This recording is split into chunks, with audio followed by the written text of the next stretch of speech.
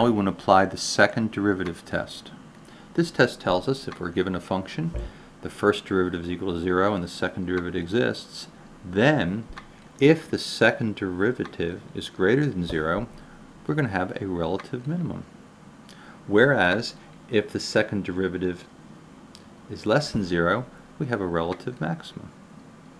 Finally, if the second derivative equals 0, the test fails and we have absolutely no information. Let's apply this and some previous ideas to the function f of x given here, 2x to the third minus 3x squared minus 12x plus 5. First, let's take the first derivative, which will give us 6x squared minus 6x minus 12. If we take out a common factor of 6, we're left with 6 times x squared minus x minus 2. If we continue to factor this, we have x minus 2 and x plus 1. So our critical numbers then will in fact be x equals 2 and x equals negative 1. Let's take those 2 points and take the second derivative and see what happens if we substitute them in. Take the second derivative here, we get 12x minus 6.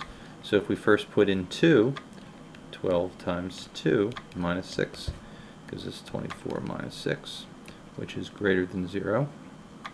Now the fact that this is greater than 0 tells us that when x equals 2, and since the second derivative is greater than 0, we're going to have a relative minimum.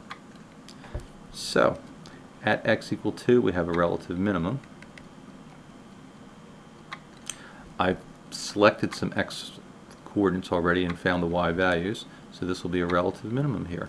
Let's take the other critical point, x equal negative 1, in which case we wind up with 12 times negative 1 minus 6 gives us negative 18, which is less than 0.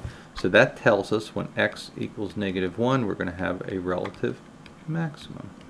So if we look at x equal negative 1, here we're going to have a relative maximum. Please notice also that x equal 2 is a critical number. We have a horizontal tangent there. X equal negative 1, we have a horizontal tangent there. One last piece of information. Let's see if we can find the point of inflection. We take 12x minus 6, set it equals 0. 12x equals 6, so x equals 1/2 will be in fact our point of inflection where the concavity changes.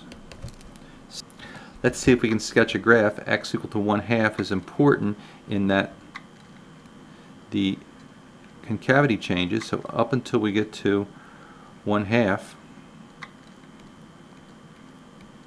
we're spilling water, but once we get at that point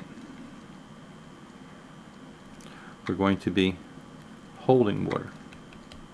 So this would be the resulting graph from the information we've learned from our second derivative test.